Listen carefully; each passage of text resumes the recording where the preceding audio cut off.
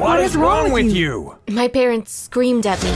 They were sweating, their eyes were red, and they looked like they would pop out of their sockets in any second. My dad took a step closer. Oh my God, he's gonna hit me, I thought. I was strapped on a huge sofa and there was absolutely no means of escape. He took another step and this time, his face was right in front of mine. I could feel his hot, angry breath right on my face and I started shaking. I shook so much that you'd have thought I just came out of an ice-cold bath. He looked into my eyes with his red eyes. It almost looked like he was going to cry. After looking at me for a few seconds, my mom laid a hand on his shoulder. Come into the room, sweetie. Let me get you a cup of lemon tea, she said, trying to calm him down. My dad shook his head and started following my mom into their room. As he got to the staircase, he shook his head once more and muttered a few words that changed my life forever. I can't even believe she's ours, he said, looking at my mom.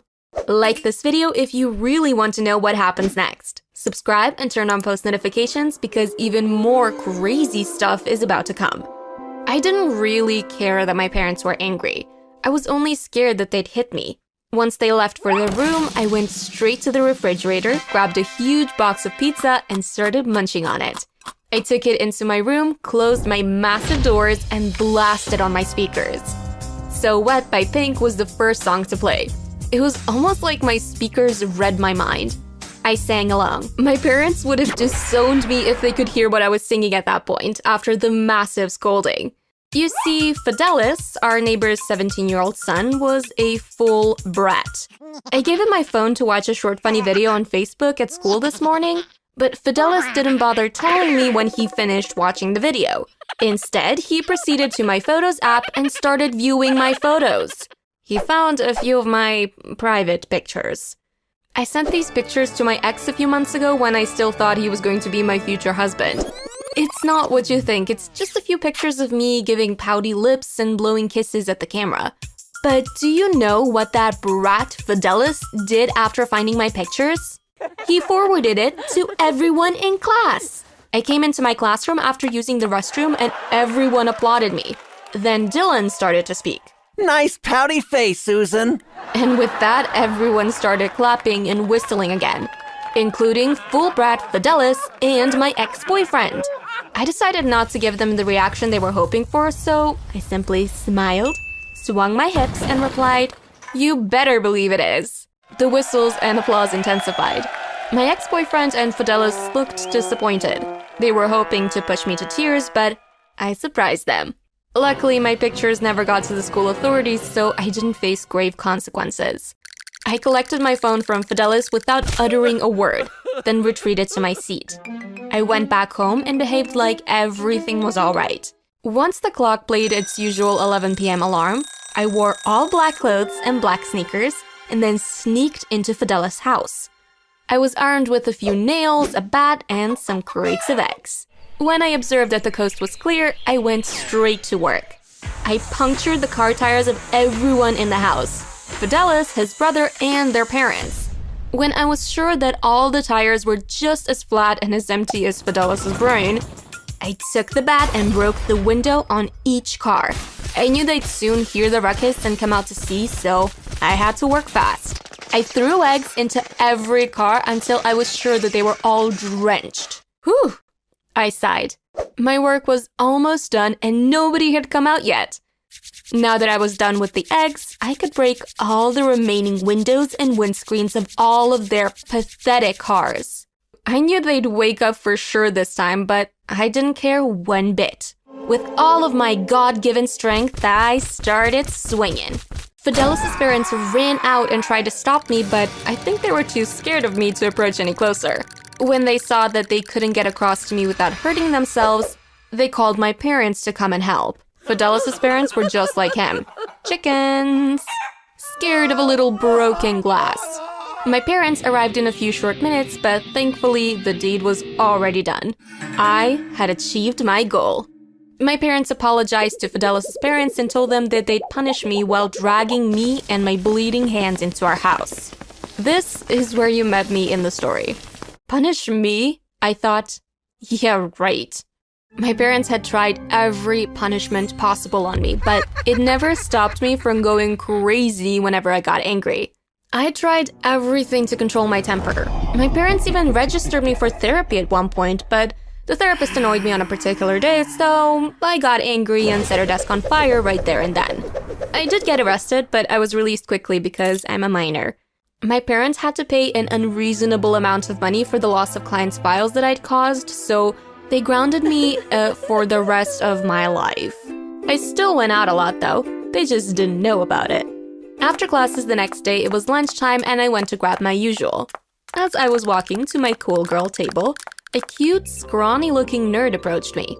I heard what you did to Fidelis and his family. He started. You're a psychopath. Consider registering at a mental clinic before your case gets out of control. What? What makes this nerd think he could even talk to me, much less give his opinion on my behavior? As he tried to walk away with his tray of food, I dragged him back by his neck and threw him onto the floor. I picked up both my food and his and emptied it on his face and body. My friends stood up from my table with their trays and emptied it on him too. Be careful who you talk to. The streets aren't nice, I said before walking away with my friends. I could hear him crying and sniffling as we walked off, but it only made us laugh harder. Turns out that the scrawny dude that I embarrassed and messed up was going to become my best friend and boyfriend eventually. I didn't know it at the time, and I wouldn't have believed it if someone else had told me. When it was almost time for a Christmas vacation, our high school hosted their signature Christmas blast. It was nothing short of amazing as usual. Somehow, I got assigned to the drink pouring committee as one of my punishments for my usual bad behavior. I heard sobs coming from the end of the hallway. I traced the sound and walked towards the noise until I found that annoying and disrespectful scrawny-looking dude again. Hey, get up.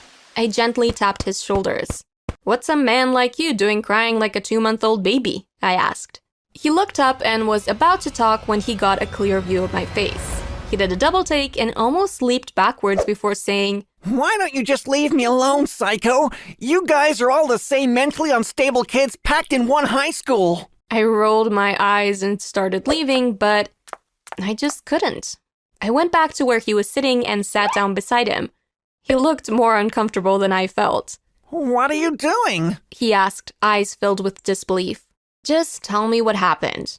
I tried kindly, and that was when the scrawny dude, whose name was Jude apparently, started telling me the story of his life. I was trying to be a nice person, but I was already so bored. When will he finally get to the good part? I wondered. He finally did. Jude had been getting bullied by a group of 3 senior guys for years. He did their homework, ran errands for them, cleaned up their rooms, and even did their laundry. If he ever missed a day, they'd corner him and beat him up badly. Apparently, he had to spend some time with his sister in the hospital throughout last week, so he couldn't work for them. This annoyed them so much that they beat him up, broke his iPhone, and even destroyed the expensive suit he was wearing. They told him that he was being a bad boy and that he needed to change as soon as possible if he didn't want to experience that every week. Wait, what? I asked, astounded. What about their parents? Don't they know what's going on? Some of them don't know. Others know, but just don't care. He replied. Well, what about your parents? Have you told them what's going on? I can't tell them about this, Susan. They already have enough to worry about. I was fuming, but hearing my name from Jude's lips felt good. It had a nice ring to it. I have a plan. I was going to release scrawny Jude from his bondage, and my parents would finally feel proud that I was theirs. Jude and I came up with a plan to get those boys to confess. Jude would confront them, call them all sorts of names, and say he wasn't going to do any work for them anymore, making sure to list every single chore that he had been forced to do for years.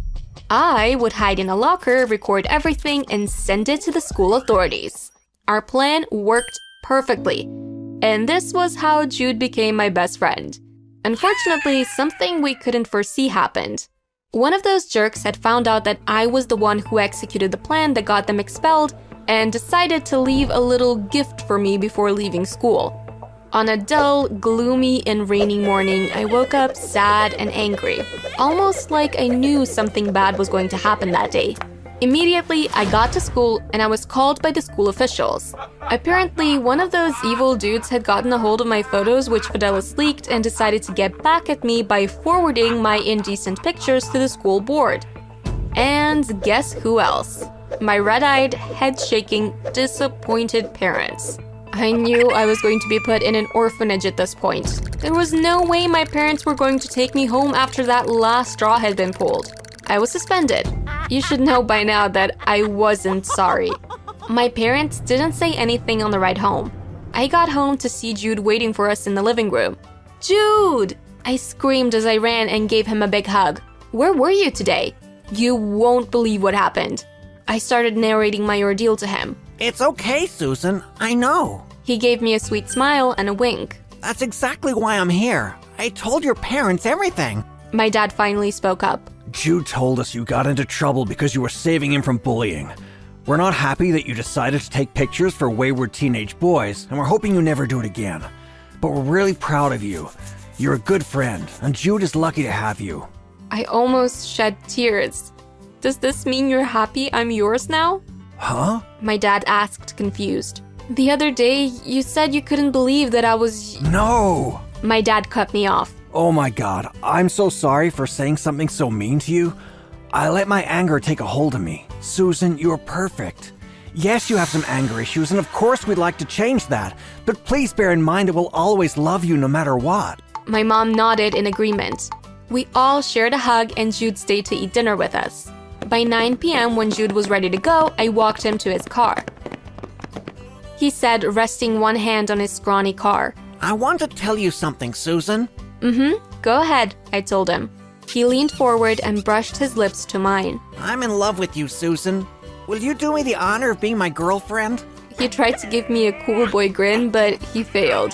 The grin was scrawny, just like him. Ew! I pushed him away. Heck no! Go home, Jude. He looked a little bit hurt, but I wasn't sorry. I was never sorry. He got into his car and sped off, as if he wanted to get as far away from me as possible. I went to my room, had a bath, and changed into my pajamas. I tried to go to bed, but I couldn't. Something was nagging at my chest. By 11 p.m., I snuck out of the house as usual and drove straight to Jude's house. I threw stones at his window until he noticed and came outside. Yes, I whispered. Sorry, I don't think I quite got that. He smiled. I'll be your girlfriend, Jude. Dating Jude absolutely changed me. He taught me how to control my bad temper and how to think clearly before making decisions. I stopped doing crazy things whenever I was angry, but I never stopped being a genius, evil planner. Just ask Fidelis. Alright, now where did you think you were going? Come right back and hit the subscribe button and notification button. I know you enjoyed my story, so please give this video a like if you haven't already. That said, tell me if you've ever overreacted when angry, and what were the consequences of your actions? The ice cream truck's coming! Charlie, my 6-year-old brother, yelled. I'm going to ask Dad for some money. Dad said not to disturb him unless it's an emergency, I warned. But this is an emergency! An ice cream emergency! Dad and I always get ice cream together! Charlie pouted. How about if I paid for the ice cream? Will that be okay, Charlie? Neil, my boyfriend, asked. Sure! Charlie looked at me for confirmation and I nodded. Neil was the perfect boyfriend, and maybe that should have been a big red flag. If you want to find out what happened between Neil and I, keep watching the video. Neil took Charlie's hand and walked outside to the ice cream truck. They returned a few minutes later with 3 ice cream cones and a tub of ice cream. I took the tub and placed it in the freezer for dessert. Neil handed me the extra ice cream cone. After Charlie ate his ice cream cone, he went to his room to play, while Neil and I watched the television. 15 minutes later, Dad emerged from his office. Where's Charlie? I'm ready to get our Sunday ice cream. Oh, sorry, Dad. The truck came a bit early today, and Neil took him to get ice cream. You said not to disturb you. I'm so sorry, Mr. Newman. I didn't mean to. Oh, no need to apologize, Neil. You did the right thing. Neil also bought a tub of ice cream. I winked at Dad. Dad rubbed his hands together. Well, if you'll excuse me, I have some business to take care of in the kitchen. The following weekend, Neil and I went to the mall. He purchased a few trinkets for my family, and then we stopped by the toy store on the way out. Does Charlie have a bike? Neil turned to me. No, Dad wanted to purchase one for him for Christmas and teach him how to ride like he did me. Do you think they'll mind if I purchased it, since we're here and all? I don't think it'll be a problem. I helped Neil pick a bike for Charlie and we left the mall. I couldn't wait to see Charlie's face when he saw it. Charlie! I called as soon as we walked through the front door. Charlie came running towards me. Look at what Neil got you! He squealed excitedly. How about we go outside and take it for a spin? Neil winked at Charlie. Charlie nodded excitedly. I'll leave you boys to it. I kissed Neil before he and Charlie went outside. I picked up my phone and called Emily, my best friend. Emily used to live across the road, but her family moved about a year ago. You won't believe what Neil got Charlie. A yacht? Emily asked sarcastically. Wrong. I rolled my eyes. He bought him a bike. Wait, isn't that what your dad wanted to buy him for Christmas? Yeah, but there are many other things they could get him. I don't understand why you never have anything positive to say when it comes to Neil. Because he's just creepy. There's something about him that I just can't put my finger on. Be careful, Cassie. After I chatted with Emily, I went outside to spend the rest of the afternoon with Charlie and Neil. About a month later, a new family, the Douglases, moved into the house across the street. I went to put out the trash and decided to walk over to say hello to the guy who was mowing the lawn. Hey, morning. I'm Cassie. Hey, nice to meet you, Cassie. I'm Marvin.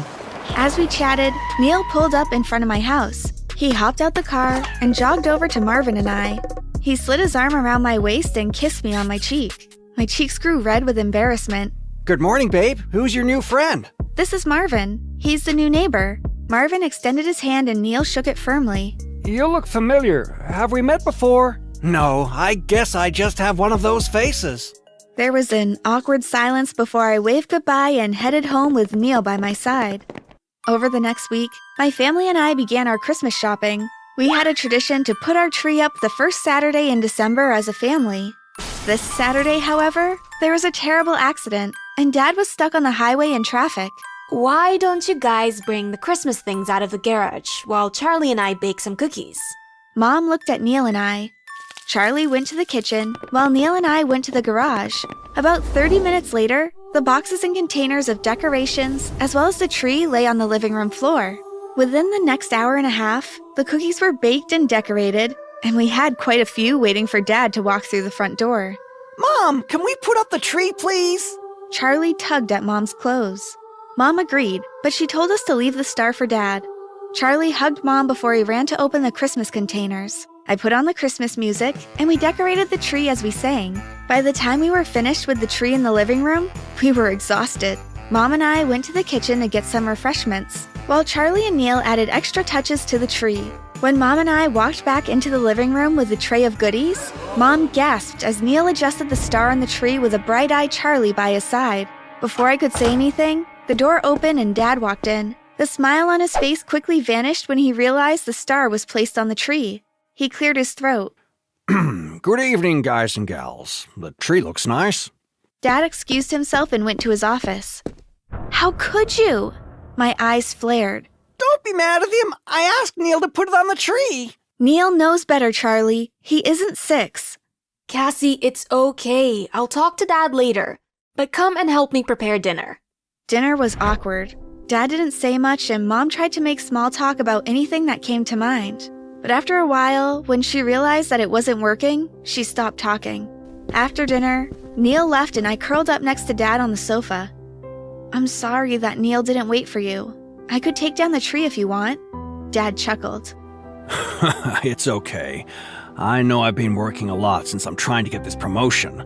Now I'm wondering if I even want the promotion, if it means not spending time with my family. Dad, we love you and understand that you have to work. I know, honey. I guess I have a few tough choices to make. The next day, I went to throw out the trash and saw Emily as she walked out of the Douglas house, hand in hand with Marvin. I walked over and as I approached, I smiled. Well, well, well, what do we have here? Emily laughed. Cassie, let me introduce you to my boyfriend, Marvin. Wait, you two know each other?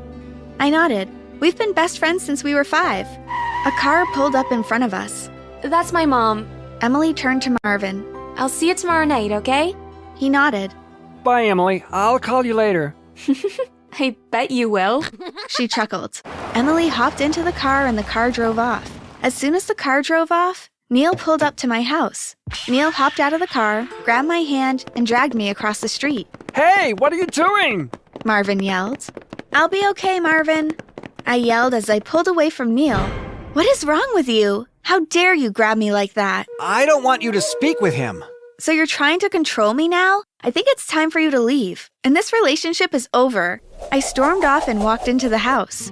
One afternoon, Mom asked me if I could pick up Charlie from school, which is about 2 blocks away. As I walked up to the school gate, I saw Charlie's friends, but no Charlie. Hey guys, is Charlie still in class? No, some guy in a red car just picked him up. I think Charlie called him Neil. Immediately, I called Mom and told her that Neil has Charlie. Mom tried to calm me down over the phone, but she couldn't. She told me that she was going to hang up so she could call the police. By the time I arrived home, I ran to Mom, who hugged me. It's all my fault. I can't believe Neil would do something like this. It's not your fault, Cassie. Charlie will be okay. Dad arrived home about 20 minutes later. I tried calling Neil, but it went straight to voicemail. Around 6 p.m., we heard a car pull up in Charlie's voice. My parents and I ran to the front door and pulled it open. Neil and Charlie walked up the driveway hand in hand. Charlie held carnival balloons in his hand. My parents and I stepped onto the front porch. Hey, Charlie, buddy, how are you? Dad asked. Neil took me to the carnival and we had a great time. Okay, son, go and get washed up for dinner. Dad then turned to Mom. Take the kids inside. I'll be inside in a few minutes. But Dad, I protested. Dad looked at me sternly and I followed Mom and Charlie inside, who babbled about what a great time he had. I went to the front window and opened it slightly. Dad told Neil if he ever stepped on our property again, that he'd get a restraining order. Neil told Dad that he was part of our family no matter what happened between him and me. Then it happened. Dad swung at Neil. His fist connected squarely with Neil's jaw. Neil stumbled backwards and retreated to his car. Dad opened the front door and I threw my arms around him and squeezed my eyes shut. Hey, babe. I opened my eyes and there stood Neil with a knife pointed at Dad's back. He motioned for me to step further into the house. Once we were all inside, Neil locked the door. Like I said, Mr. Newman, I'm part of this family no matter what. I watched in horror as Neil hit Dad over the head with the bottom of the knife. Mom and Charlie came out of the kitchen when Dad crashed to the floor. If any of you make a sound, he's a dead man, got it? Neil instructed Mom and I to tie up Dad and put him in the bathroom. Next, he made us nail down the windows and the doors and barricade them. After that, he cut the house phone and took all our devices so we couldn't call for help. Finally, Neil locked us in our rooms and warned us about trying to escape. Once I was locked in my room, I knew I couldn't just sit there and do nothing. I needed to get help. I dug through the items in my closet, looking for anything that could help me. I came across a flashlight. Maybe I can send out an SOS, I mumbled. I turned off my room light and went to the window and flicked the flashlight on and off. I was determined to not give up until someone saw the light. About 30 minutes later, I saw a flashlight signal coming from Marvin's house. It flashed 3 times, then stopped, and I did the same. I prayed that whoever had the flashlight knew I was signaling for help. After a few minutes, I sat on my bed and drifted off to sleep. I woke up the next day as someone knocked on my door. I heard the key turn in the lock, and Neil walked into the room. Get up, take a shower, and meet us in the kitchen for breakfast. After showering, I went to the kitchen. I stopped by the entrance as Mom and Charlie looked terrified as they sat by the table. Neil sat at the head of the table, dressed in Dad's clothing, glasses and all. "Where is Dad?" I asked as I sat. Locked away as he should be. Neil, please, let us go. Mom's voice shook. "Dad has diabetes. Please, he needs to eat," I begged. Neil slammed his fist against the table. I am now the head of this household, and all of you will obey me. He snarled. After breakfast, Mom, Charlie, and I did everything Neil wanted us to do. I knew that I had to do something, and soon. When Neil finally sent us to our rooms that night, I retrieved the flashlight, turned off my light, and sent the SOS to the Douglases. My heart jumped when I got an immediate response.